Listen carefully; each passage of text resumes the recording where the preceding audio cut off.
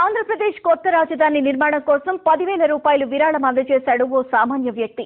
TDP అధినేత చంద్రబాబు నాయుడు స్ఫూర్తితో చిత్తూరు జిల్లా యాదమరికి చెందిన బీవీ మనోహర్ ఈ విరాళాన్ని ఏబీఎన్ ఆంధ్రజ్యోతి ప్రతినిధులకు అందజేశారు. ఆర్థికంగా కష్టాల్లో ఉన్న ఆంధ్రప్రదేశ్ రాజధాని నిర్మాణం కోసం ప్రతి ఒక్కరూ తమ వంతు విరాళం ఇవ్వాలని మనోహర్ కోరారు.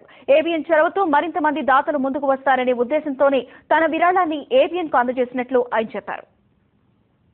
చిత్తూరు జిల్లా వేదమరి మండలం ఒక కూలి పని చేసేవాడుగా వ్యక్తిగా నేను ఉన్నాను. ఆంధ్రాకు పెట్టినప్పుడు రాజధాని శుద్ధంగా లేదు.